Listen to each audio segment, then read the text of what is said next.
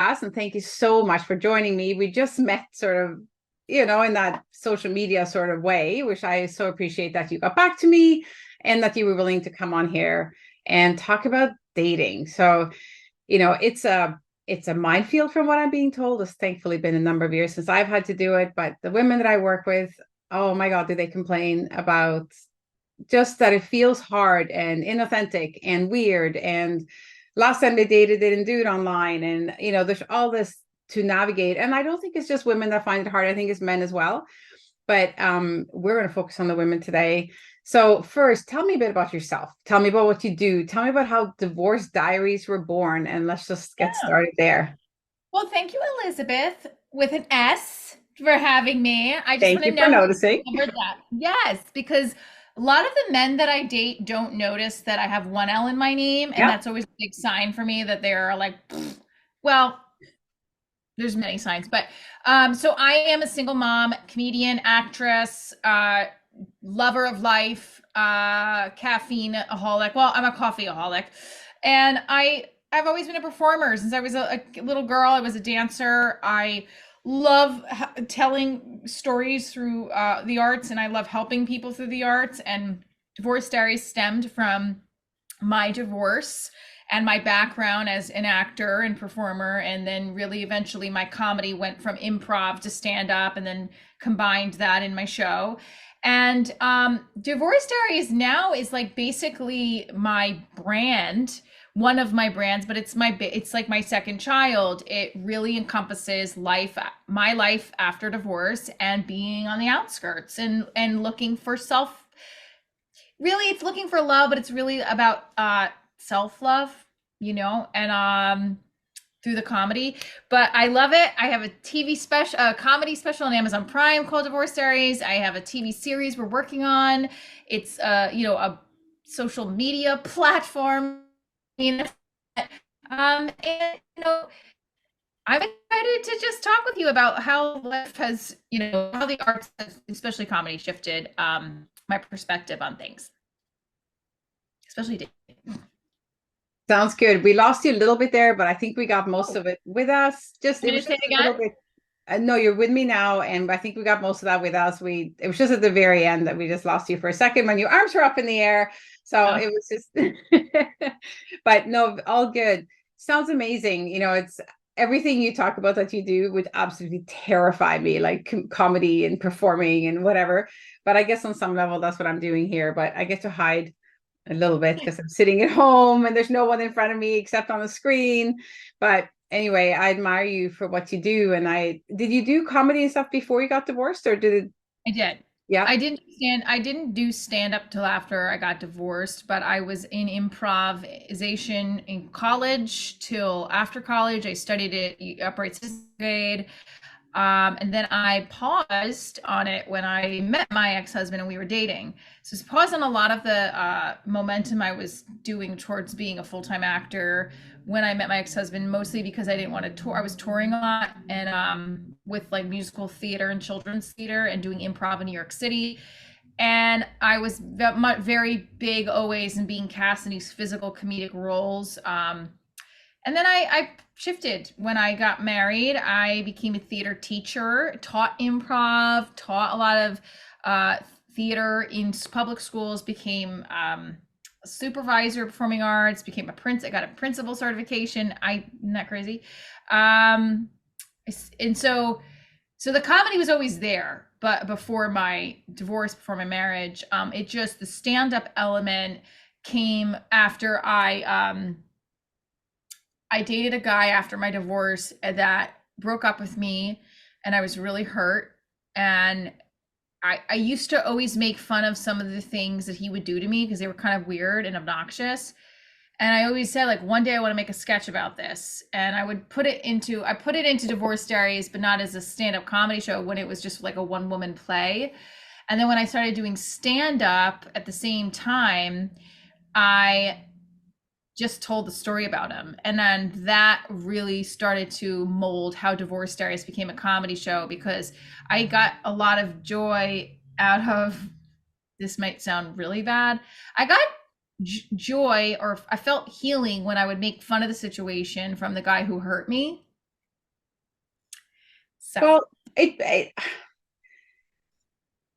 I think there's a lot of honesty in comedy. I think comedy gives us an opportunity to say what we're really thinking, and because we're turning it into a joke, so to speak, it's kind of okay. It doesn't feel as hard. It's just literally sitting down in a serious conversation and sharing your feelings. Whereas making a joke about them, I think to many feels easier. And I don't think there's anything wrong with that. I think it's about sharing. And I think a healing journey is about understanding what we're feeling, and if standing on stage, I guess, and speaking about it in a funny way and kind of making fun of yourself and other people and the journey, as long as you're not harming people, why not? Right? Like it's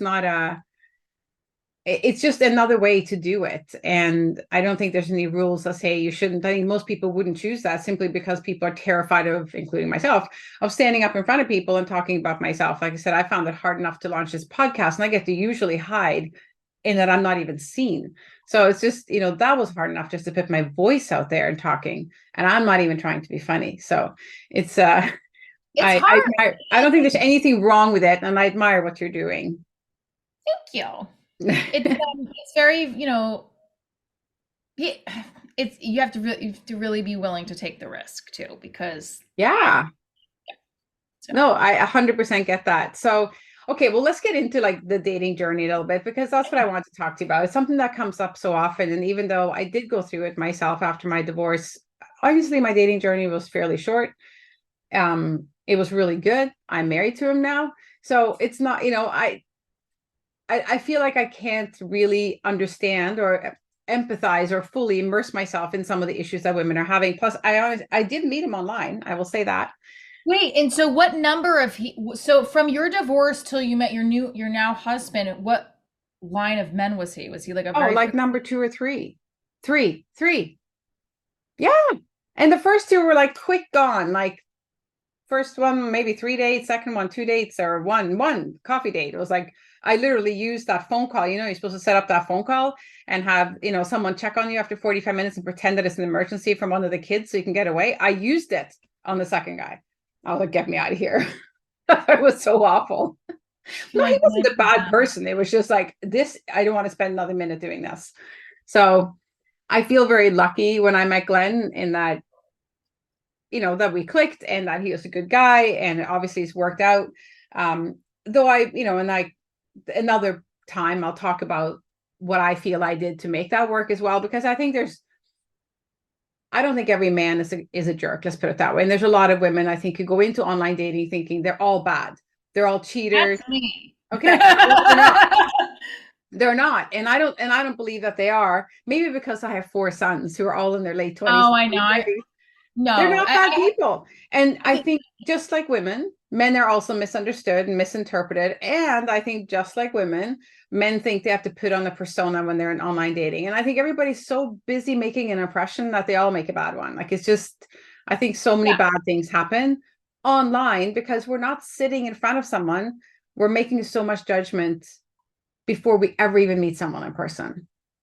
I agree. I also think that, I have lots of male friends that I'm close with, and I do really like men too. But then there's the side when I date men, the specific men that I get attracted to or have connections to, they're always seem to, I think that they run from commitment. They don't want commitment. They have an issue with putting in effort. They don't match my energy. And for some reason, I'm attracted to them somehow. And it's good at first. And then it's like, ugh. But my dating life for the last 8 years has been like Tales from the Crypt, maybe from the male's perspective too. I have been told that I look like Skeletor, so that guy from Tales from the Crypt, I guess I could. Okay, well, I don't really see it, but hey, whatever. But it's I think it's a difficult place to be right now, especially in online dating, and it seems to be the only way.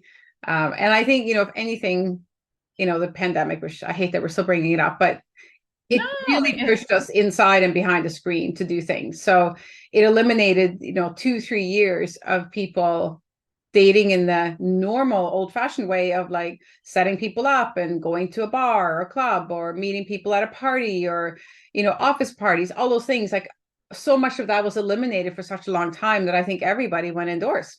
if you will, and just dated from home. So I think it's really changed the landscape, and I think very few people have mastered it in any meaningful way. So I don't know if we're going to solve that problem today, but I mean, I think it'd be really fun to just, again, like, just hear about some of your experiences, and maybe we can share some nuggets with the ladies out there who are listening to help them. So I guess when you jumped in, did you start by online dating? Is that where you got started? I've actually never online dated, but Okay. I'm on Hinge right now. So I have done it. I've downloaded it, but I've never actually like done it. So, So or maybe I should say, actually, I shouldn't say I haven't done it. I've done it for like a second and then I run off of it because I get overwhelmed. So I'm on Hinge now and I made a profile. Actually, I was just going to delete it because it's like homework. And I love social media, which is odd. So you think I would love the online dating, but to me it's not fun. It's they get the same cheesy line. You get too many men with their dogs. And that's supposed to be like a good thing. And I'm like, no, I think it's weird. I don't like online dating. I don't like dating right now. I hate it. I feel like a failure at it. There's been nothing fun about it, except for the very first date where I'm liking the person, it's going well, and then somehow it spirals out of control, and I'm in the fetal position for 8 months. So, okay. not the biggest success story, but So and let's yeah. so let's unravel that. So first of all, if you haven't done any online dating really, how are you meeting men? Because I think women would love to meet men in a more Yeah, normal setting yeah, and not meet them online. How are you doing yeah. that? Well, here's the funny part. Actually, I'm wrong because I am meeting them. Some of them I am meeting online, but it's not through dating apps. It's through Instagram. Okay. Or so a couple of them have been through Instagram. They found me through Divorce Diaries. Specifically, this producer that I started to have feelings for had me on his podcast. It's okay. I know you're married, Elizabeth, so I'm not going to hit on you. No, but him and You I never had this, know, right? right. Him and I had this connection and we stayed friends. He lives in LA. I live here. Um, I was raising money for my TV pilot at the time. He's in film and television.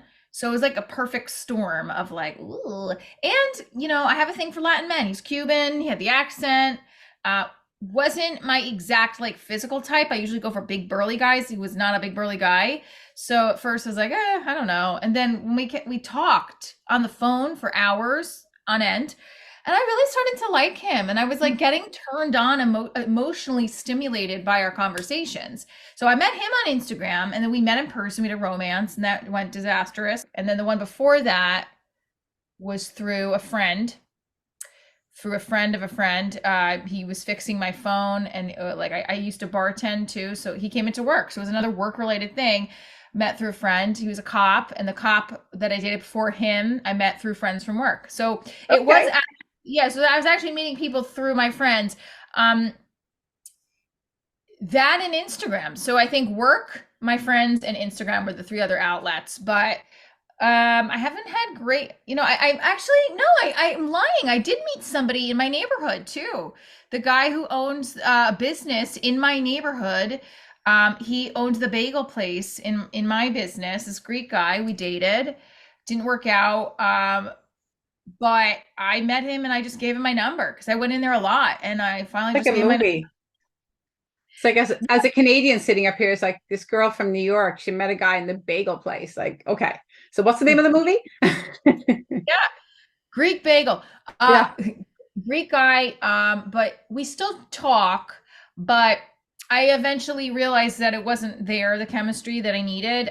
We on and off dated for about 2 years, just like dated, like not physically active together, but making out. Maybe that's it.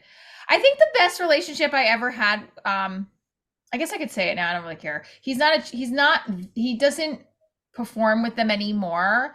But when I performed with Chippendales as like I did 5 minutes of my show, I met somebody who was a dancer for Chippendales at the time. He was very sweet.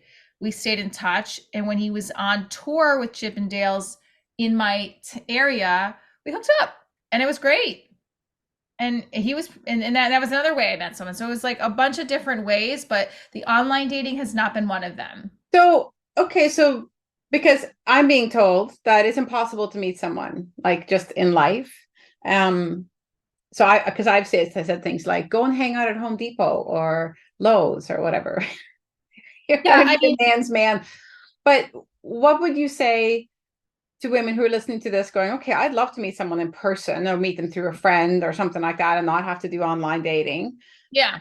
Do So you it talk depends. to your friends and say like, hey, do you know anyone? Or like, how does Yeah. this happen? So that in the very beginning, I was like, set me up, set me up, set me up. And now I'm like, keep them away, keep them away, keep them away. Uh, I actually did meet someone in person again recently. He's a doctor at my cousin's. It's my cousin's neighbor's uh, single doctor, and that's we've actually went out for drinks. He's another guy. We're still in communication. Very nice. So I think maybe so. What I've done is yes, I've put myself out there in prayer, legit prayed on it, and it has happened. So but I have asked friends, and I am in a business where it is very sociable. So when I do shows, I meet people. Yeah. Um, and when I again, like, but that's like part of my career. So like, if you want to do something in your life for yourself, put yourself out there, and you might meet someone through that. But again, I've had zero luck. Clearly, I'm still single, Okay, so and let's get to the zero luck part. So you're meeting people, that's not the problem, right? right, And I guess, and again, I think that's what a lot of women are frustrated with, and or anyone dating, is the zero luck part. Like, yeah, sure, you can get a date, maybe two dates, and it doesn't work out. Or a very common complaint I get is the guy either ghosts them or suddenly he's just not interested. Like he just like, I'm not interested. So, it's not you, it's me. That's the little story. And then they just disappear out of their life. And then they're sitting there kind of going, but why? I thought we were having fun, and they don't know. And so, I mean, of course, we could like spend hours probably analyzing the many dozens of reasons that people walk away. Um, you know, and the cliches are like, he wasn't worthy of you then, or you weren't ready, or he wasn't ready. It's not your fault, it's his fault. Like, we can sit and say all those cliche things, but it doesn't really comfort a whole lot. And so what I find myself thinking, just because sitting here in the coach's chair, kind of going, maybe you're not ready to date. So not because it's not working, but because there's something in you that might be resisting. Like if it's repeated that it's not working, are you picking the wrong guys? Are you getting scared? Are you, what are the things that are causing relationships not to work? I don't believe it's because men are bad. For example, I know because you're dating men, but it's not that other people are all bad. It's just everybody comes in with their own shit, and including us, you, me, whatever, as we go into these things, as do they. And I think the much bigger problem when people are trying to establish a relationship is that we don't allow space for their shit, first of all. And then we aren't interested in the conversation. We kind of want to walk into perfection. At least I feel like that's what I pick up on the fair bit. It's like, people start dating, and if he doesn't check every one of the 24 boxes cycle, that's not going to effing work. Like, that's just not going to yeah. work. I agree with you that my headspace is there now, sort of, because like I think I did that with this last person that I was like not putting enough effort, not texting me good morning, not doing this, and then I hear people in my ear going, "Well, he's not exclusively dating you, or this is this," and I start to think of how many times that I did date men that I let it go, and they were lying or they're not putting enough effort, and I wasted time, and I was frustrated, and I was hurt. So then I just start, I think I just project all that onto there. And then I also onto the new person. And then I also feel like I'll know pretty quickly if I'm attracted to you. So when I do meet new men, I could tell right away if I'm going to be attracted to them, like on the phone or in person. I'm like, And I think no, that's fair. Attraction is important, and I think that has to be there. yeah. But what is it that causes that attraction to be there, and then 4 dates later it's not working out because of one of you, right? So it can be any number of things. But I think that we've become so inundated with hashtag relationship goals, like this is what I want, and I won't stand for this, and I have to have this, and I'm not settling for less than this. And like, so we go in with all these expectations, and no one can live up to those expectations, including the person who wrote them all down on the list. I remember coaching a client years ago, I asked her to write a non-negotiable list. Like, what are you looking for in a partner and somebody you would be serious about? This is non-negotiable. This is like, this has to be in place, right? So the next time I talked to her, she was super proud of herself because she had 20 things on her list. I said, you have 20 non-negotiables? I said, okay, so let's go through them. So she had, I remember there were so many funny things like can't be a redhead. Why? What if he's the nicest guy in the world? Yeah. Going to be No. losing his hair. I'm like, oh, come on. They can't help it. No. Like, it says nothing about him as a person. Or, for example, must exercise at least 3 times a week. I'm like, do you? So it was just one of those, we need to have realistic expectations. I made her rewrite her list and she had to be somewhere between 3 and 5. It was, and so she tried like, so 3, A, B, and C. No, it's just 3. There's no A, B, and Well, C. if you're attracted to some, I mean, I've been attracted to people that don't fit the criteria I wanted, because I always wanted this big burly guy, and like I like tall men, but then I've also been attracted to short men, and the energy's just there. I think that the friendship and communication and being able to coincide with the person intimacy wise is important. So whatever that looks like, it looks like. I do, yeah, I do think non-negotiables are important, especially with children, like they have to be kid friendly. Understanding, for example. Yeah, Yeah. absolutely. I think that the thing with understanding too, so like there's smaller elements there. It's like when you want to see me, you have to plan ahead, as opposed to waiting to the last minute when I have to set up everything ahead of time. And you're a parent too, and you're still not doing that. So then it becomes frustrating, and then you start to snowball into these thoughts and feelings from like 8 years of dating men on and off who don't quite fit the bill. So if I'm seeing what you're doing right away, no problem right there. I don't know. But yeah, go ahead. I was interrupting your negotiable No, it's talk. okay. It's okay. I guess so then, do you feel because of the, how do I say this? Lack of success that you've had? Failures, rejections. It's okay. I'm a comedian. Let's go for it. Appointments, therapy sessions gone bad. Yeah, really, right. Okay, so did you ever sit back? Have you ever, or did you even before you started dating, kind of go, am I ready for this? And Yeah, did I've you had make many sure? people Like, say, did you just ask the question and not really answer it? Or did you, yeah. Where was that part of the journey?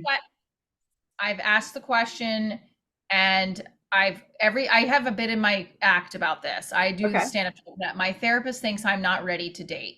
Well, what does ready look like? I'm 41.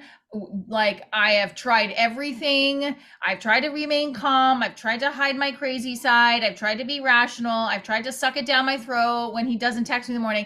I've tried everything. What does ready look like? My hands being tied behind my back, my mouth being taped shut, and me just nodding. Like, that's the bit I do. But my friend is a coach as well, spiritual coach mostly in Reiki, and she told me after last year I was about to date someone who was having an issue with the fact that he wasn't having an issue. He just wanted to date in his religion, and I was not his religion, and he didn't want to waste my time, and I was frustrated with it.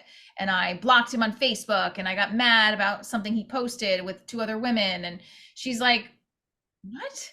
She goes, I don't think you're ready to date. I said, what are you talking about? She's like, I really don't think you're ready to date. I don't think you have enough self-love. And I thought it was like such BS.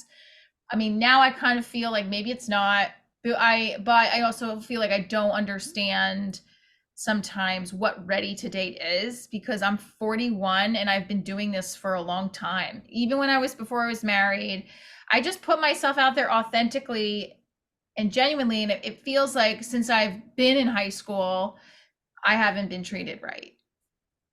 Or or not that I haven't been treated right, that the men that I allow myself to like or put myself out there for have not really treated me great. Or at some point, if they were treating me great, they have abused my trust. So, okay. Have you ever thought, and I'm sure you have, why do you attract men who generally don't end up being right for you? You must have asked yourself that. Like, why does this keep happening? in some Yes. version of that. Yeah, right? I have, and I don't know the answer to it. Oh, well. I have a sneaking suspicion about some things that are maybe from my past with my own childhood, not nothing directed towards my family, but just maybe some things that I picked up on at a young age that are maybe learned behaviors that I tend to do. I don't know. I really don't know. So, okay, so I'd love to dig into that, but we're going to keep rolling on the dating thing. But what I want Yeah. to say at this point is that Michelle and I are actually going to talk in another episode where I am going to get into all that and I'm going to ask her all those questions. So we're going to do like a little bit of a coaching session together, which she has so graciously agreed to, not knowing really what I'm going to ask her. So we're going to do that. So look for that in a future episode if you're listening to this.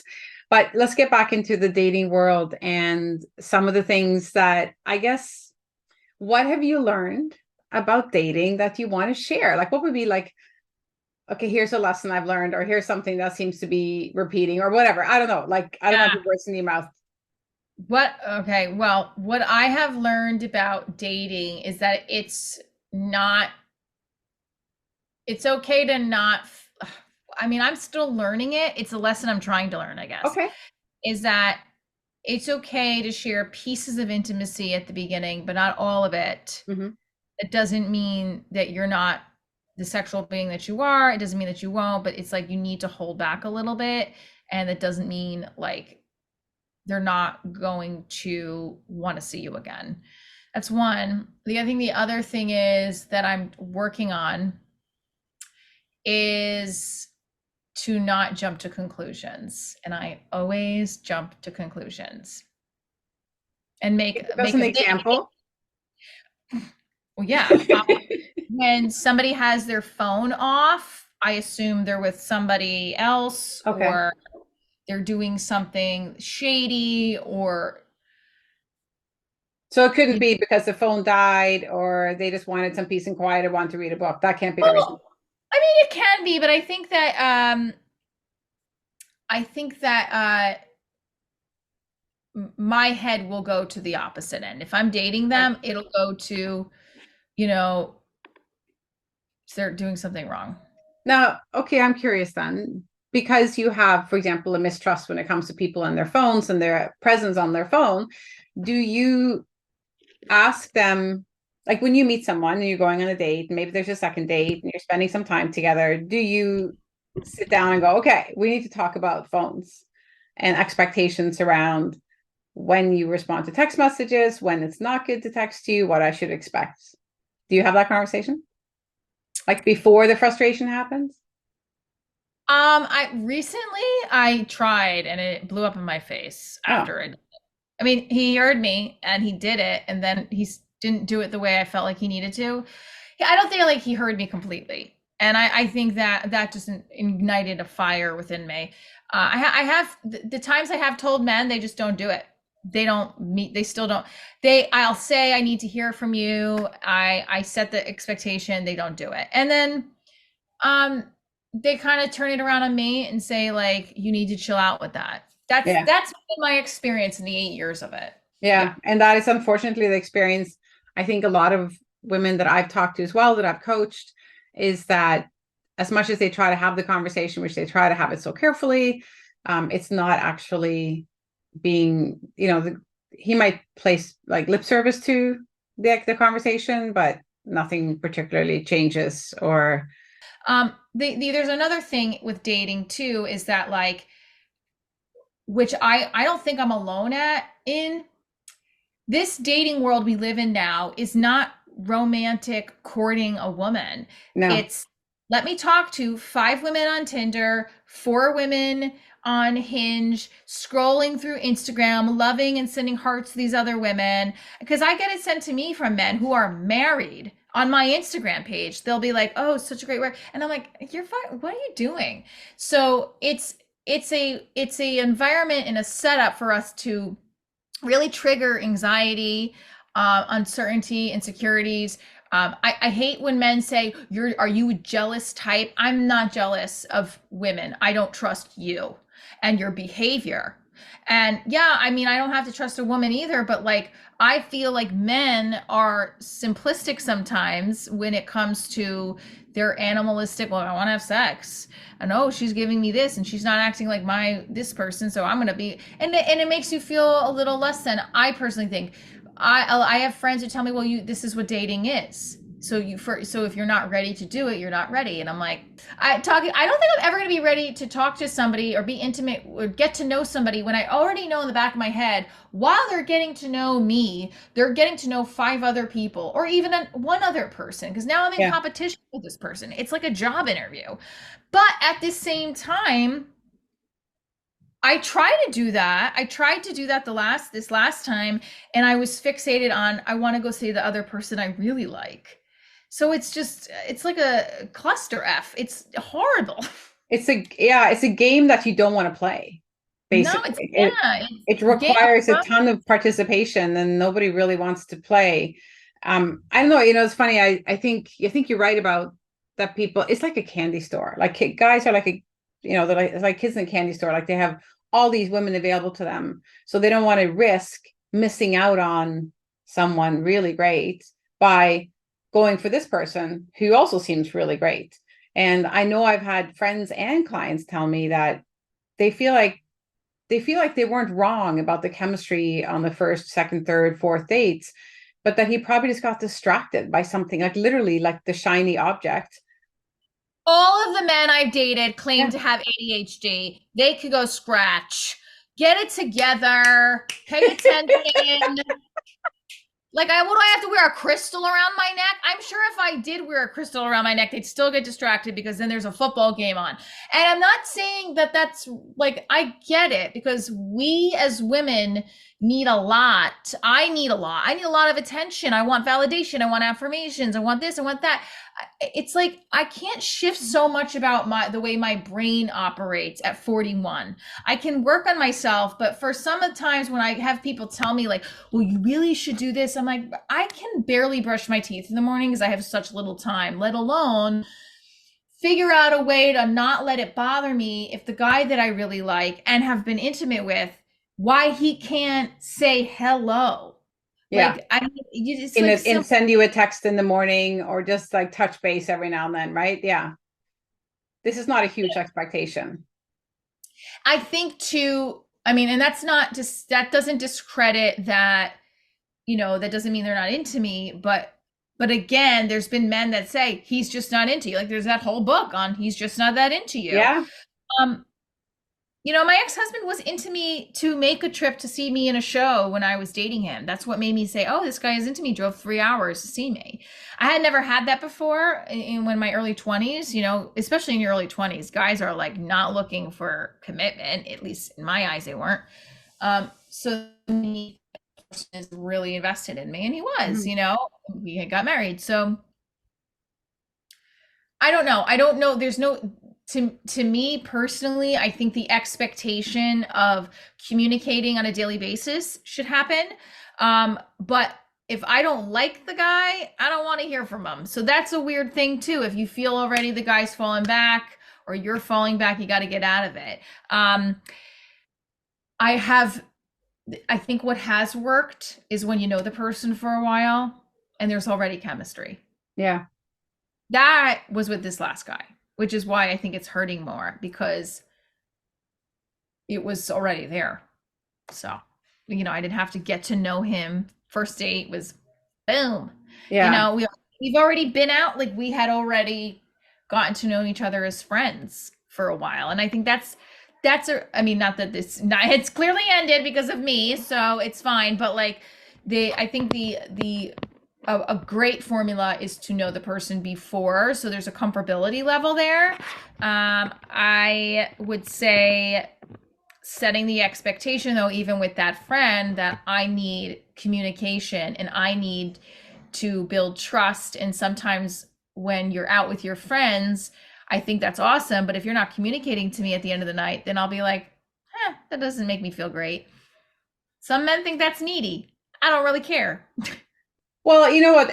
It's interesting you bring up that needy part, because this is one of the things that men love to say about women, right? And we have the things that we love to say about men. They're non-committal. They flaky, Right. whatever. But um, You you can call smell. us whatever we want. It's what we want and it's what we need. So if you want I to be, if you want to be significant in our lives, if you want to have a relationship, so what's the cost here? The cost is a goodnight text when you roll in home at 2 in the morning that I can wake up to, for example, right? That's not a huge cost. This is not a huge need. I'm not asking you to do something that is putting you out in any particular way. Yeah, and I also feel like it's almost made to make us feel bad about ourselves the way when someone does that. Like I've had people joke, "Are you a stage 5 clinger?" And I'm like, when I first got divorced and I used to hear that, like, I don't want to be a stage 5 clinger. But now I think through comedy has made me feel so much more comfortable in my own skin, especially when you self-deprecate yourself and you make others laugh about your own flaws because they can connect to them. I embrace that. I'm not a clinger, but I want to be with a partner and I want to be with the right partner. And I don't want to be clung to either. But there's something to be said about romance, effort, and energy. And if you call it clinging, call it whatever the heck you want. When we're in bed with you and you want things done a certain way, you're not going to say, call me a stage 5 clinger. I'm going to be an amazing sexual being who's sharing with you because I want to share with you. You know what I'm saying? So I find it like interesting. I mean, stage 5 clinger, it's just always cracked me up with that. It's like, I've heard that term too, and I think I mean, ultimately it's a form of gaslighting, but right. it's just them trying to give themselves either an excuse because they behave badly or an excuse not to communicate when they should, or whatever they're trying to do. They're basically dismissing. And I don't agree with any part of, you're in the early stages with a guy and you're sharing a need or you're sharing something that is important for you for communication or a preference or something like that. And that's the response. It's like, whoa, okay, all the hairs in the back of my neck are up now. So this is not good. This is red flag, right? This is a red flag. Well, also, so I just thought of something too. When I dated this police officer, he was this big, thick, burly cop a couple years ago, and I'm actually his. There's a character inspired by him in my show, and he watched the pilot. He thinks it's great. But I did stand up. He was one who kind of got me inspired to do stand up. He triggered the motivation in our breakup. He said to me, there was a point in the beginning of us dating where I had a little bit of a meltdown and I called him. I was like, why can't you pick up? You said you were at work. You just posted on Facebook that you're at a bar in New York. Whole thing. I must have texted him like a bunch of times, not overabundance, because I remember asking my friends, is this too much? I called him 3 times. I sent him a couple of texts and he didn't answer, and I was devastated because we had just saw each other the night before where it was Valentine's. No, it was after Valentine's. We had went to his friend's party. And it went okay, but like I felt like the day after I was like, are we boyfriend, girlfriend? What is going on? So that text thread and the calls through, like, he didn't talk to me for a week. I reached out to him and was like, I thought I was pregnant, which I wasn't, but I didn't get my period yet, so I was freaking out. And he called me. He's like, are you okay? I said, why haven't I not heard from you? What is going on? And he's like, okay, so I went to the doctors. He's like, well, let me know if you want me to go with you. I said, okay, I don't need to go with me. Then I said, can we please clear the air? He's like, yeah, let's get together. I think it's a good idea we clear the air. So we got together the following week and he was like, I really like you, but you are anxious as hell. Like, and you need to control that. I'll never forget him saying this to me because actually that is probably the biggest problem I have with dating is my anxiety and how I react. In fact, my anxiety drives a lot of things that make bad choices, or overreact, and I have that in my genetics. We're a very anxious family. Very anxiety is embedded in an Italian woman's blood. But he said that was a truth. He gave me a second chance. We continued dating for 5 months after. So I tried to control it and it took a while. Like I really shoveled it down.